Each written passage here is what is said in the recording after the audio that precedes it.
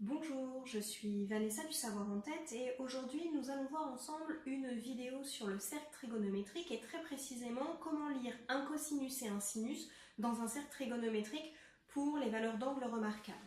Donc vous avez déjà une vidéo sur cette chaîne sur le cercle trigonométrique, qu'est-ce que c'est, je vais vous le rappeler très brièvement, et comment placer des angles remarquables sur le cercle trigonométrique. Aujourd'hui, on verra comment lire leur cosinus et leur sinus. Donc c'est vraiment une vidéo qui suit l'ancienne vidéo que je vous mets en barre d'infos. Si vraiment vous n'y connaissez rien, je vous conseille de mettre pause sur celle-ci et d'ouvrir l'autre dans une autre fenêtre et de revenir ensuite. Donc un cercle trigonométrique, c'est un cercle de rayon 1. Je vous rappelle qu'on trace à l'intérieur un repère, que le sens direct de lecture ou sens trigonométrique est le sens inverse des aiguilles d'une montre, donc comme ceci. Et petite nouveauté, en fait, sur l'axe des abscisses, on va venir lire le cosinus de l'angle et sur l'axe des ordonnées, on va venir lire le sinus de l'angle. Donc, je vous ai refait un cercle trigonométrique. Je vais vous reparler très rapidement des valeurs d'angle, mais encore une fois, allez voir la précédente vidéo, ce sera beaucoup plus clair et beaucoup mieux expliqué. Donc, le point 0 est effectivement à cet endroit-là. Un tour complet de cercle fait 2π, c'est pour ça que la valeur de l'angle qui est ici, c'est 0, 2π, 4π, 6π ou moins 4π si on tournait dans l'autre sens. À l'autre extrémité, à l'extrémité du diamètre, vous avez moins π et π. Si je coupe donc mon demi-cercle en deux, j'obtiens π sur 2.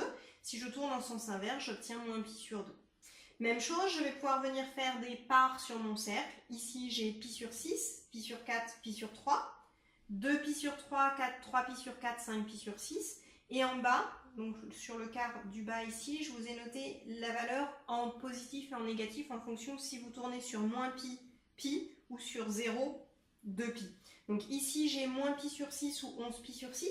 Ici, j'ai moins π sur 4 ou 7π sur 4.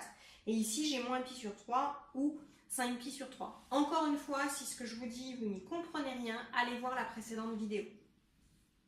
Aujourd'hui, ce qui va m'intéresser, c'est ce que je vous ai mis en bleu. Une fois que vous avez placé sur votre cercle vos valeurs remarquables, alors moi je vous conseille toujours de placer celle-ci, voilà, plus le pi, on va pouvoir venir lire le cosinus et le sinus. Le centre de mon repère est ici, donc tout va se lire à partir de là. Il y a 3 valeurs en fait, et uniquement 3 valeurs à connaître. Souvent vos professeurs vous donnent un petit tableau que je ne vous ai pas mis ici volontairement parce que vous avez l'impression qu'il y a plein de valeurs et que ça va être compliqué à apprendre. Moi je vais vous montrer qu'en travaillant sur le cercle trigonométrique, il n'y a que 3 valeurs à apprendre et qu'après c'est juste un jeu de symétrie. Donc ici j'ai 0, c'est l'origine de mon repère, donc ici j'ai 1. Même chose ici, j'ai 0, donc j'ai 1. Ici, j'ai moins 1 et ici, j'ai moins 1. Donc, le cosinus de π sur 2, c'est 0. Et le sinus de π sur 2, c'est 1. Même chose, le cosinus de 0, ça va être 1. Et le sinus de 0, ça va être 0. Ça, c'est ceux que vous avez sûrement le plus de mal à retenir parce qu'ils sont sur les axes, sur le cercle. C'est un petit peu compliqué pour vous. Vous allez voir que pour toutes celles qui sont à l'intérieur du cercle, c'est beaucoup plus facile. Je vais partir de π sur 3. Donc, je vous ai mis les valeurs et je vais vous expliquer comment les retrouvez vous dans votre cercle juste après. Pour π sur 3, son cosinus, c'est un demi. Et son sinus, c'est racine de 3 sur 2. Pour π sur 4, son cosinus, c'est racine de 2 sur 2. Et son sinus, c'est racine de 2 sur 2. Pour π sur 6, le cosinus est égal à racine de 3 sur 2. Et le sinus est égal à 1,5. C'est juste une lecture d'image et d'antécédent. D'abscisse et d'ordonnée, si vous préférez. Si je viens me mettre dans un autre quart du cercle, donc là on a vu que les cosinus et les sinus étaient tous les deux positifs. Si je viens me mettre dans un autre quart de cercle, par exemple en bas à droite, le cosinus de moins π sur 3, c'est 1,5. Mais son sinus, c'est moins racine de 3 sur 2, parce que je suis dans la partie inférieure de mon repère. Donc l'ordonnée est négative. Enfin, si vous regardez, les valeurs sont les mêmes partout. 1,5, racine de 2 sur 2, racine de 3 sur 2. 1,5, racine de 2 sur 2, racine de 3 sur 2. Et quand je suis en négatif, c'est les mêmes en négatif. moins 1/2, moins racine de 2 sur 2, moins racine de 3 sur 2. Moins 1/2, moins racine de 2 sur 2, moins racine de 3 sur 2.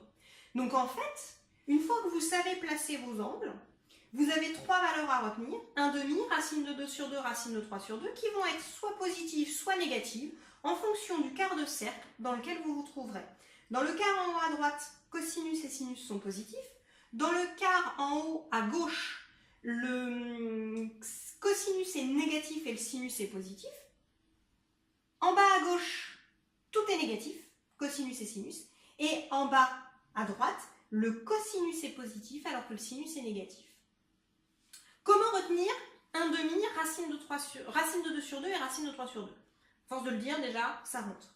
Et en plus, il suffit de savoir compter jusqu'à 3. Et ça, je suis sûre que vous savez le faire. 1, 2, 3. Vous mettez sur 2 et vous mettez sous la racine. Plutôt, vous mettez sous la racine et vous mettez sur 2, ce sera plus facile. Donc 1, 2, 3. Je mets sous la racine, racine de 1, ça fait 1, c'est pour ça qu'on ne l'écrit pas. Racine de 2, racine de 3. Et on met tout le monde sur 2. Ce qui me donne bien 1/2, racine de 2 sur 2, racine de 3 sur 2. J'espère que cette vidéo va vous faciliter la vie. Plutôt que d'apprendre par cœur ces valeurs, vous allez pouvoir les retrouver très facilement sur votre cercle. Vous partez du centre, 1/2, racine de 3 sur 2, racine de 2 sur 2, racine de 3 sur 2. Je pars du centre, 1/2, racine de 2 sur 2, racine de 3 sur 2. Et même chose en négatif, moins 1/2, moins racine de 2 sur 2, moins racine de 3 sur 2. Et même chose pour les sinus négatifs.